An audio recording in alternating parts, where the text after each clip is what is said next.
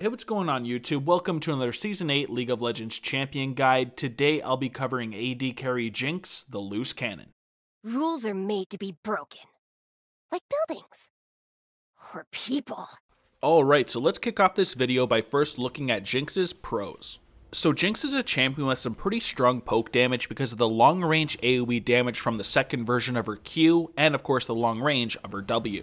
She's also got some pretty nice crowd controls because her W is a slowing ability and her E is a root. This makes her one of the few AD carries that actually has crowd control. Jinx also has some stacking attack speed from the first form of her Q, which is great at shredding tanks. Since this is an attack speed steroid, she has a very strong late game, and she also has a global execute from her ultimate. It does extra damage based on the missing health of the enemy, so it's a great way to finish people off, even across the map. Now Jinx, just like every other champion in League, however, does have some cons, and the first one is the fact that she has low mobility. She does get some really nice movement speed if she does take down a tower or a champion, however, if she doesn't do that, then she has very limited mobility. In a team fight, she really relies on getting a kill or an assist. Her abilities are also pretty hard to land as well because her W has a long delay, and her E ability takes a while until it's actually armed. Then finally, you may have some mana issues in certain matchups as well if you are using your rockets rather often. It won't be a big issue in certain matchups, but keep in mind you won't be able to spam your rockets over and over again. For my runes, I like to go for precision and sorcery, grabbing fleet footwork as my keystone. This keystone, when it hits 100 stacks, is going to give you a really nice heal and extra movement speed, which is fantastic on Jinx.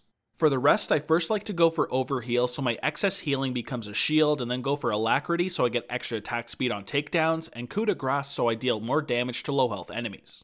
You could of course take Triumph instead of overheal if you did like, so you get some extra gold and some nice health whenever you get a takedown, but usually I like to go for overheal. In the sorcery side, I first like to get celerity so I get some extra movement speed, which is great at kiting, and some extra attack damage based on that movement speed.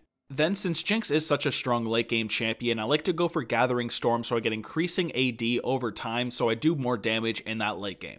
For my summoner spells, I first like to pick up Flash. Jinx is a very squishy champion that doesn't have a built-in escape ability, so you can use Flash throughout the game to save your life over and over again. Of course, if there is a low health enemy, you could always flash forward and finish them off with a rocket. Now, as for your second summoner spell, you'll definitely want to go for Heal. Heal is fantastic in the bot lane because you can use it to save both yourself and your teammates. That bonus movement speed on activation is also a great way to chase an enemy that is running away from you, or to kite enemies as well. Jinx's passive ability is Get Excited, which works whenever an enemy champion, turret, or inhibitor dies within 3 seconds of being damaged by Jinx. Now this is a really strong passive because it will give you 175% bonus movement speed, which is great at chasing enemies running away from you, or to just kite enemies trying to get on top of you. This will also give you 15% total attack speed over those 6 seconds as well, and removes the attack speed cap for that same duration. That means if you were above the attack speed cap, you would pump out a lot of damage. Now there's not too much else to say about this passive. It is really strong though, and you definitely want an assist or a kill early on in a team fight so you can move around and go from target to target. Jinx's Q ability is Switcheroo, which is a toggling ability that switches between either her rocket launcher and her minigun.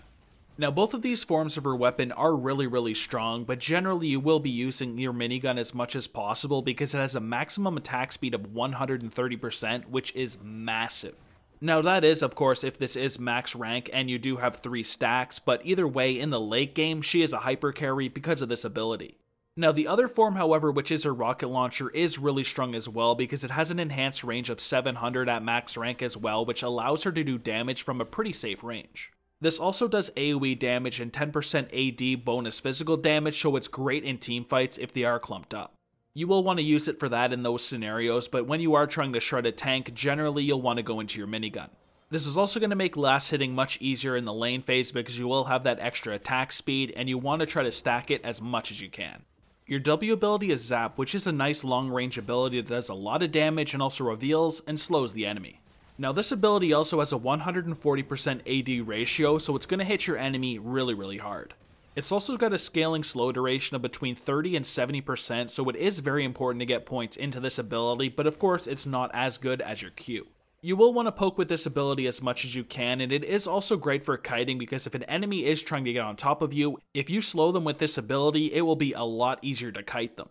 Finally, since it does reveal the target, this is also a great ability to check brushes. If you do think somebody will be in there, make sure you check it with this ability because not only will it reveal them, it will hit them really hard. Jinx's E ability is Flame Chompers, which is a really strong AoE rooting ability. Now the thing you will have to keep in mind when using this, however, is that it arms after 0.7 seconds, so you don't want to drop this on top of your enemy right away if they aren't CC'd already, because they have more than enough time to move out of it. This ability does get a lot stronger, however, if you are with a support champion that has crowd control, because you can drop this on top of them and easily chain CC it. It's also really strong at escaping because you can drop this on top of yourself, and if the enemy tries to chase you, they will have no choice but to run into the trap. Now, although it is a pretty strong ability, the damage is AP based, however, so it's not that important to get points into, but you do obviously want one early on so you can actually root your targets. Jinx's last ability is her ultimate, Super Mega Death Rocket. Now this is a really strong ultimate because it is global, does some AoE damage, and the damage is based on the missing health of the enemy. That means it's really strong at executing targets since it will do a big chunk of damage, and you can even do it from across the map. Now in teamfights, if the enemy is rather clumped up as well, this can be a very devastating ability. It will do AoE damage against all the champions around the target you do hit, so you do have the potential of hitting an entire team. Those secondary targets will only take 80% damage, but if they are on low health, it will still do a ton of damage. In teamfights, generally, you're going to want to hold on to this for a while, make sure you use it on low health enemies so you can do a ton of damage with the ability and finish them off from a really long range. For your skill order, you first want to put a point to your ultimate whenever you can at 6, 11, and 16. Then, since it is your primary source of damage, focus on maxing your Q ability first because it will give you some scaling attack speed, and you do get increased range on your rocket as well. You'll then want to max your W ability second because it does have a scaling slow duration and a 140% AD ratio, so it can do a lot of damage for you.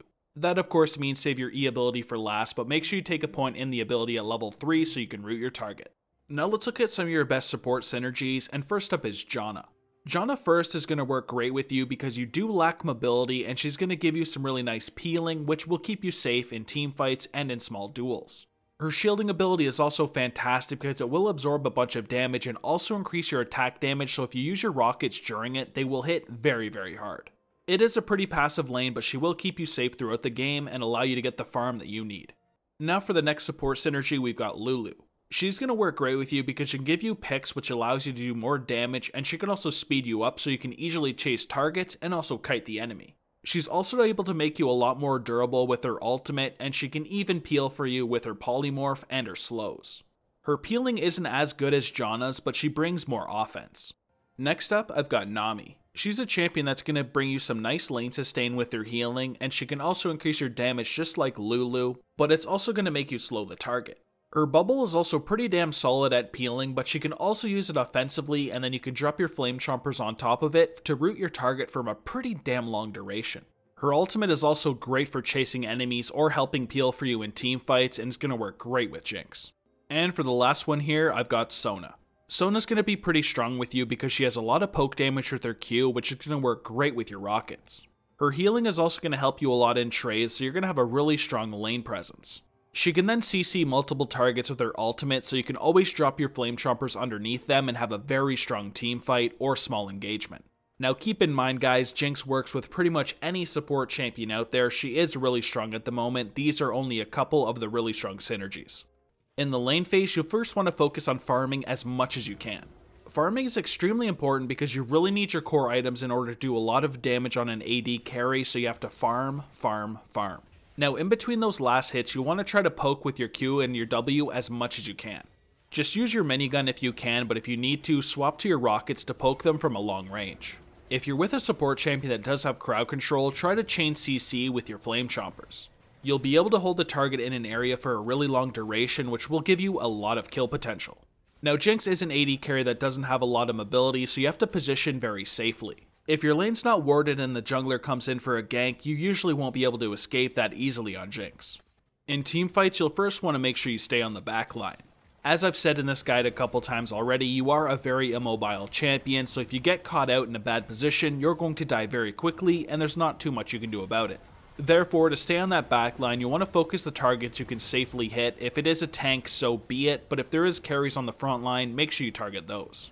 You'll also want to drop your flame choppers on the enemy front line so they can't get on top of you, and use your passive to kite targets or to chase low health enemies if some are running away from you. Now let's look at some of your hard matchups, and first up is Draven. Now Draven is a champion you definitely outscale, but in the early game he outtrades the absolute shit out of you. You'll therefore want to be pretty passive throughout the lane phase and focus on getting as much farm as you can to outscale him unless your support lands a crowd control. If your support does, make sure you drop your flame choppers on top of it and get as much damage onto him as you can. For the next hard matchup here, I've got Twitch. Twitch is a pretty scary champion because if he does get ahead of you, he can use his stealth to get on top of you and easily delete you before you can even react. Although you are a really strong late game champion, I would argue that Twitch is even stronger because with his ultimate he can delete an entire team in just seconds. Try to bully him with rockets as much as you can throughout the lane phase to get an advantage, because if he gets strong, you're going to have a very rough time. And for the last hard matchup here, I've got Vayne. Just like against Twitch, you want to try to bully her as much as you can early on in the game, because if she gets to the late game and she is ahead of you, you're going to have a very tough time, just like against Twitch. She's definitely a much stronger champion in those 1v1s, and if she pushes you against a wall, it's game over for you. Bully her as much as you can throughout the lane phase, and try to avoid 1v1s if you are on even footing with her as much as possible. Alright, with all those covered, let's look at your item build, which starts with either a Doran's Blade health potion and a warding totem, or a Doran's Shield health potion and a warding totem. You will want to go for the Doran's Blade start as much as you can, but against a really hard lane matchup, you may want to go for the Doran's Shield. This would be, for example, if I'm against something like a Draven and a Brand. If I know I'm going to be taking a lot of damage and there's nothing I can do about it, make sure you take the Doran's Shield. Otherwise, every other time, go for Doran's Blade. For your core build, you want to go for Infinity Edge, Runaan's Hurricane, Rapid Fire Cannon, and Berserker Greaves. This is going to give you some nice attack damage with a lot of attack speed, critical strike chance, and critical strike damage.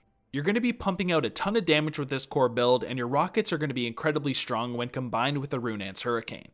In really hard matchups, you could go for Ninja Tabbies or something instead of going for Berserker Greaves, but generally you want to get as much damage as possible, so I pretty much always go for Berserker Greaves unless I'm against like Draven.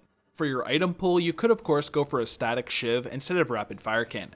I do see some Jinxes do it from time to time, but honestly the Rapid Fire Cannon's range with your rocket is so incredibly strong that I never go for a Shiv myself. Now if you wanted some lifesteal, you could always go for the Bloodthirster or a Mercurial Scimitar. The Bloodthirster in my opinion is the better item of the two, but if there is a lot of crowd controls on the enemy team, you have no option but to go for the Mercurial so you can actually break out of them, because of course you don't want to sit in there and die. Now if you wanted a different defensive, you could go for the Guardian Angel. It will give you a nice chunk of attack damage at the same time, but that defensive shield that brings you back to life if you do die in the later stages of the game is incredibly strong. Then, if you needed some armor penetration, you could always go for a Lord Dominik's Regards or a Mortal Reminder. The LDR is my favorite option because you will do more damage, but if you do need the Grievous Wounds from the Mortal Reminder, well then you have to pick that item over the LDR. Then finally, if there is some AP assassins on the enemy team, you could always go for a Maw. This will give you a nice defensive shield if you do take a bunch of damage from the enemy assassin, so it's a great way to survive their damage. Then for my example full build, I take that core build and then get a Bloodthirster and an LDR. This is a purely offensive build, but you will have a ton of damage with some nice lifesteal and of course armor penetration.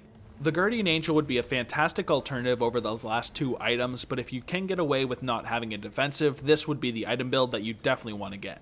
And that's all I've got for Jinx. If you guys enjoyed the video, please like and subscribe, and visit my video description below.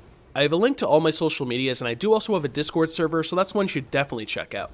But other than that, thank you guys a ton for watching, I really do appreciate it, so take it easy, have a good day, and peace.